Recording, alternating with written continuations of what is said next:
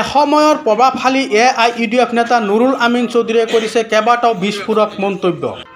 ছিঙিয়া বজাৰত কংগ্ৰেছ দলৰ নিৰ্বাচনী সভাৰ অন্তত এই বিস্ফোৰক মন্তব্য কৰে একালৰ প্ৰভাৱশালী AIUDF নেতা তথা বৰ্তমান কংগ্ৰেছ দলৰ প্ৰাৰ্থীৰ হৈ নিৰ্বাচন প্ৰচাৰ চলোৱা নুৰুল আমিন চৌধুৰীয়ে।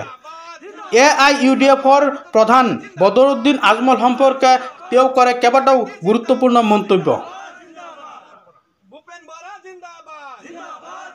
নুৰুল আমিন চৌধুৰীয়ে কয়, কেতিয়াবা আজমল চাহাবে মোক ভাই বুলি কয়, কৰবাত বন্ধু বুলি কয় আৰু কৰবাত মোক চিনি নাপায় বুলি কয়।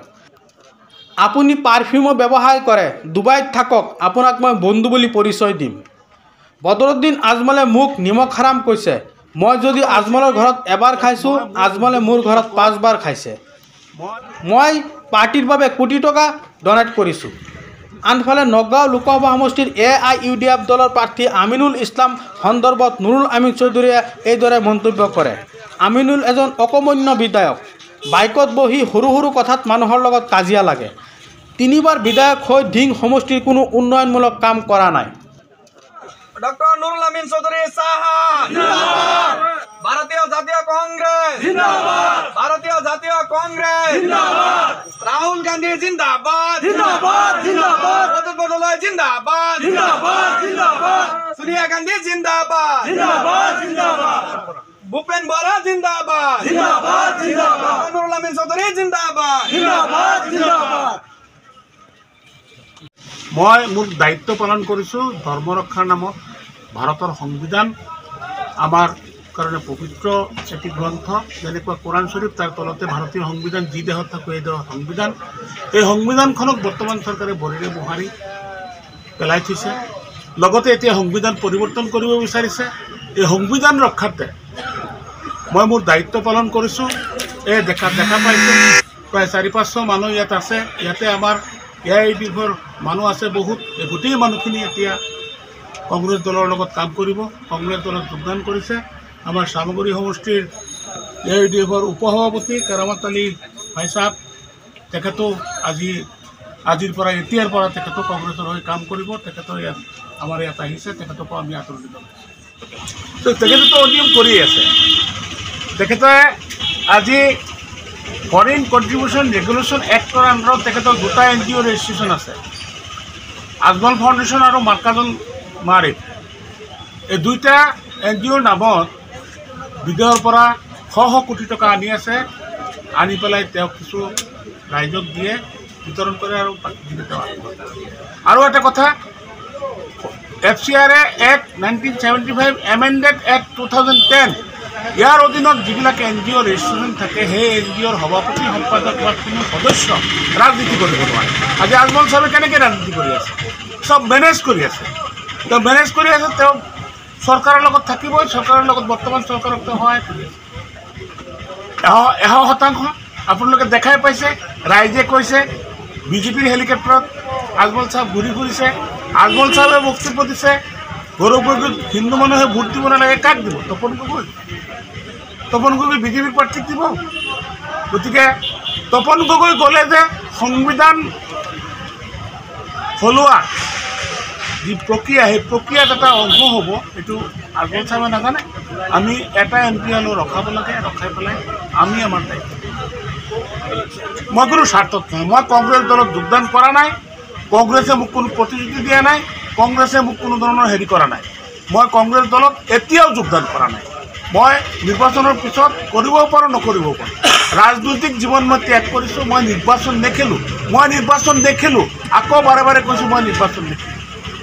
কথা হৈছে যে আজমল চাহাবে নিজৰ বেপাৰৰ স্বাৰ্থত আমাৰ অসমৰ 1,30,00,000 মুছলমানক লৈ তেখেতে ৰাজনীতি কৰিছে আৰু নিজৰ স্বাৰ্থ পূৰণ কৰিছে। আৰু তেখেতৰ প্ৰত্যেকটো কাম, প্ৰত্যেকটো বিষয় মই ভালকৈ অৱগত। এই ৰাইজে সকলোৱে জানে। নগাঁৱত আহিলে আজমল চাহাব মোৰ ঘৰত থাকে আৰু মই গ'লে আজমল চাহাবৰ বিচনাত বহি কথা পাতোঁ। গতিকে আজমল চাহাবৰ বিষয়ে মই মোতকৈ ভালকৈ জনা মানুহ বোধহয় নগাঁৱত আৰু দ্বিতীয় চাওক। তেখেতে যদি মই ক'ৰবাত শুনিছোঁ, তেখেতে মোক কৈছে মইতো ভাই, এতিয়া আপোনাৰ পৰা শুনিলোঁ তেখেত মোৰ বন্ধু হিচাপে মই আজমল বন্ধু চাহাবক মই অনুৰোধ জনাইছোঁ, আপুনি এজন আলিম মানুহ, আপোনাক যাতে মানুহে জালিম বুলি নকয়, আপুনি এই দালালি ৰাজনীতিৰ পৰা আপুনি আঁতৰি আহক। আপুনি পাৰফিউমৰ ব্যৱহাৰ কৰিছে, আপুনি ডুবাইত থাকক। বন্ধু হিচাপে মই তেখেতক পৰামৰ্শ দিম। আজমল চাহেব আচলতে তেখেতৰ মূৰত বিকৃতি হৈছে। ক'ৰবাত কৈছে মই বন্ধু, ক'ৰবাত কৈছে মই তেওঁৰ ভাই, ক'ৰবাত কৈছে মোক চিনি নাপায়। আজমল চাহেবৰ দলৰ হৈ মই এই সমষ্টিত নিৰ্বাচন খেলি 50,000-ৰো অধিক ভোট পাইছোঁ। গতিকে আজমল চাহেবে মোক চিনি নাপায়। আজমল চাহেবে পাহৰি গৈছে মোৰ ঘৰত থাকি ডাঙৰ ডাঙৰ মাগুৰ মাছৰ ভাজি, শল মাছৰ তৰকাৰী, চিকেন। আজমল চাহেবে পাহৰি গৈছে মই গুৱাহাটী ঘৰৰ পৰা খানা বনাই নি খোৱা।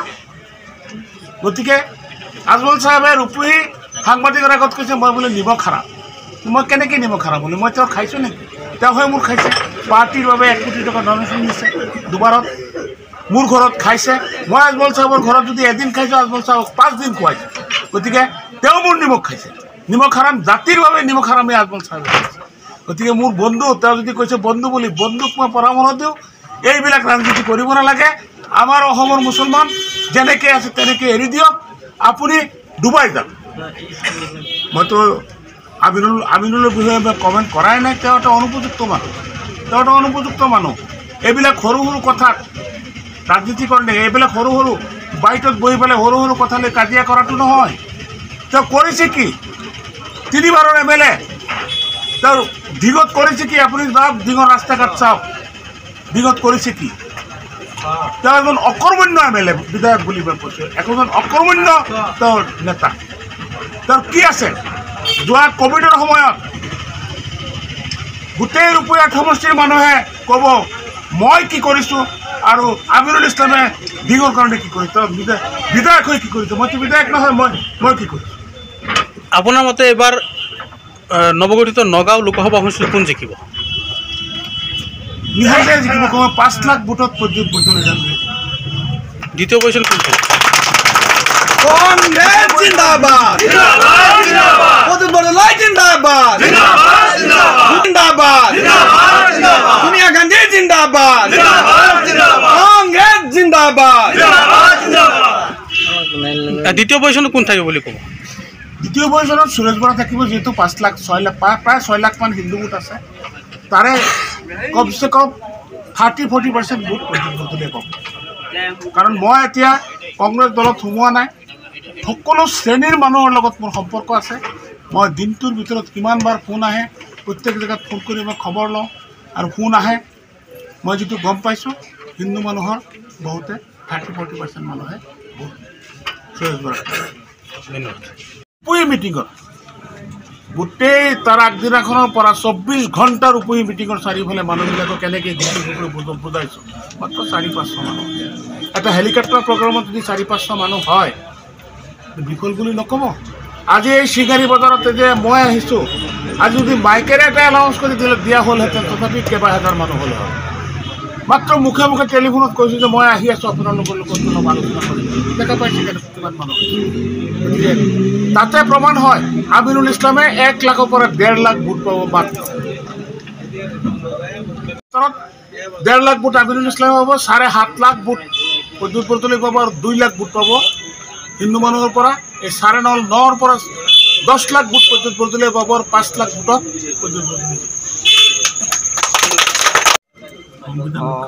নুৰুল আমিন চৌধুৰী চাহাব মোৰ ডাঙৰ ককাই। মই একলগত চলোঁ আৰু আজি 20 বছৰ ধৰি তেওঁ যোনফালে যায় মই তেওঁৰ লগতে থাকোঁ। তো চৌধুৰী চাহাব য'ত আছে মই ত'তেই থাকোঁ। কিন্তু মেইন কথাটো হৈছে মই UDFৰ সামগ্ৰী সমষ্টিৰ মই উপসভাপতি। কিন্তু আজি মই কংগ্ৰেছত জইন কৰা নাই। তেওঁৰ লগত মই আহিছোঁ। তেওঁ জইন কৰা নাই, ময়ো জইন কৰা নাই।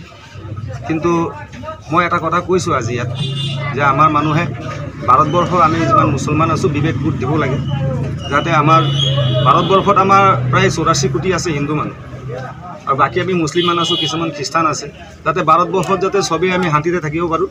আৰু সেইটো লৈ ইতিমধ্যে দেখিছে আপোনালোকে যে ভাৰতবৰ্ষৰ মানুহে এতিয়া বুজি পাইছে চক্ৰান্ত কৰা আৰু দায় দামিলি কৰা 140 কোটি মানুহৰ ৰাজত্ব কৰা যোগ্যতা বিজেপি চৰকাৰে যিটো কৰি আছে এইটো কমিউনিয়েল ৰাজনীতি।